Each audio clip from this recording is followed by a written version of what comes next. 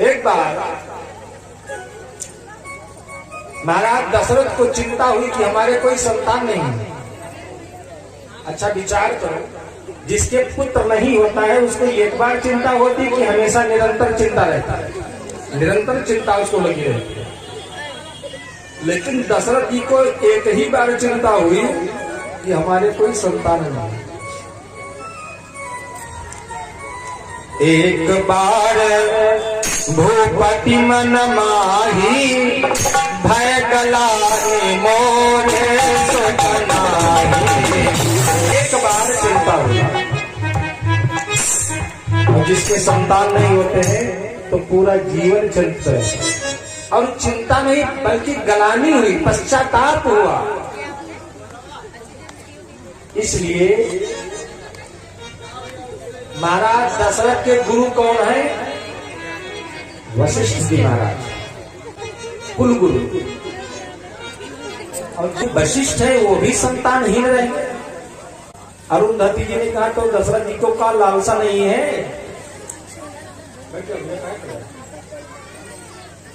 वशिष्ठ जी ने कहा लालसा तो है, लेकिन जैसी होनी चाहिए वैसी नहीं। अगर वैसी लालसा होती तो उनको अपना लाल मिल गया होगा। तो अरुंधति जी ने कहा हम गुरु माता हैं तो हमारा भी कुछ कर्तव्य बनता है, लालसा हम पैदा करें। तो एक दिन अरुंधति जी अपने पुत्र को गोद में लेकर महाराज के दरबार में गई, बैठी थी।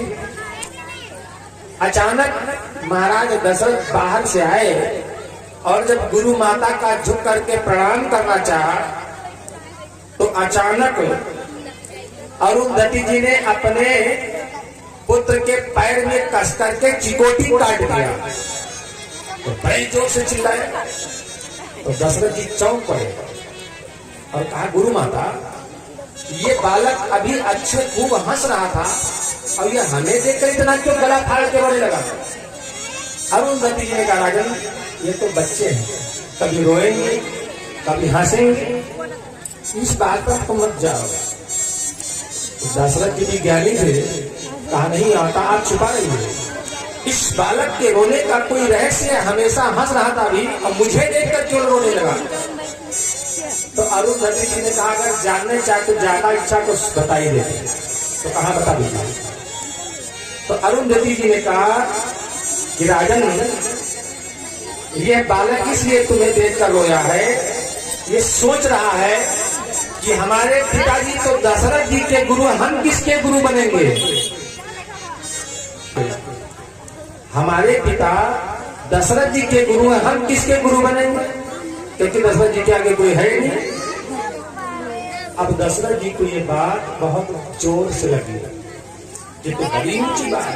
कई माताएं ऐसे होती हैं जो विदुषी होती हैं, ज्ञानी होती हैं, वो मुझसे कहती भी नहीं है और काम बहुत ऊंचा ऊंचा कर देती है। वही काम अरुंधति जी ने किया कि ये नहीं कहा कि तुम संतानहीन हो, और महाराज दशरथ पूरी तरह समझ गए। गुरु गृह गया तुरंत माही पाला, चरण लागी गह अभिनय विशाला, निज सुत सब सुरही सुनायो, निज सुत सब सुरही सुनायो, कहीं बस निष्ठा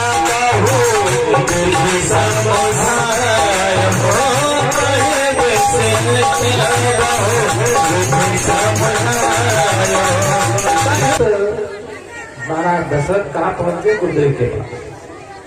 अगर आनंद चाहते तो आनंद मिले, और उपाय बताया कि आप श्रृंगी ऋषि जी को बुलाओ, सामवेद के ज्ञाता हैं, और उनके द्वारा पत्रेष्टि यज्ञ करवाइए, आपकी ये इच्छा पूर्ण होगी। श्रृंगी ऋषि वशिष्ठि बोलावा,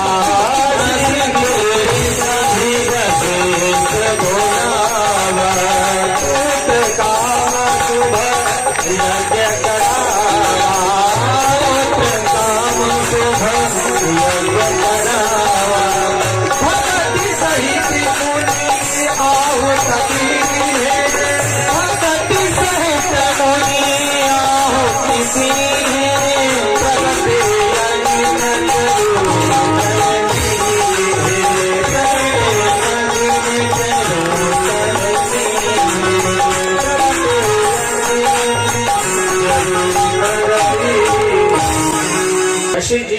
ऋषि सभी लोग बैठ कर यज्ञ कर रहे हैं और यज्ञ भगवान प्रकट हो गए। बोलो यज्ञ नारायण भगवान की क्या वशिष्ठ ने दशरथ जी को दिया, कहा राजन इस राज्य को ले जाकर अपने सभी तीनों रानियों में बराबर भाग में बांट दीजिए।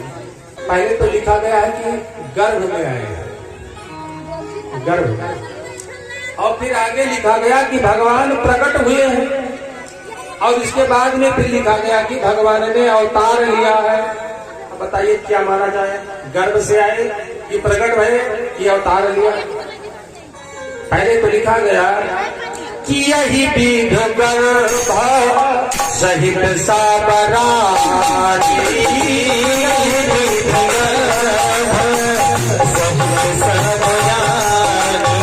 भय प्रकट कृपाला दीन दयाला कौशल्या हितकारी प्रकट हो गए। और फिर लिखा गया विप्रधेन सुर संतहिता लीन मनुज अवतार, अवतार ले। अब क्या माना है, गर्भ से आए ये प्रकट हुए कि अवतार है। अब बात तीनों अपनी जगह पर सत्य लिखी है। भगवान अवतार कब लेते हैं, चैत्र के महीने में नवमी तिथि दिन में जब 12 बजते हैं, जब वह समय आया जिस दिन भगवान का अवतार होने का था, तो महाराज दशरथ का नियम था कि नित्य प्रत सरजू मैया का पूजन करने के लिए जाते थे। और उस दिन जब पूजन के लिए गए तो सरजू मैया इतना प्रसन्न है कि बड़े सुंदर लहरों से बह रही हैं, उछल उछल कर, क्योंकि उनके प्राण प्यारे प्रीतम आ रहे हैं। सरजू मैया के उस सुंदर पावन हिलोरों को देखकर महाराज दशरथ का मन बड़ा प्रफुल्लित हुआ और हाथ जोड़ करके प्रार्थना करने लगे कि हे मां, यदि मेरे मन की मनोकामना पूर्ण हुई, अपने नेत्रों से पुत्र रत्न का दर्शन किया, तो तुम्हारी विधि प्रकार से पूजा करूंगा।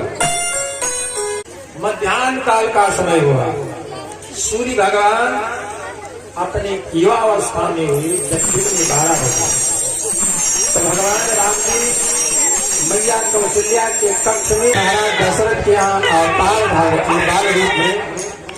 अब महाराज दशरथ को बहुत प्रसन्नता हुई।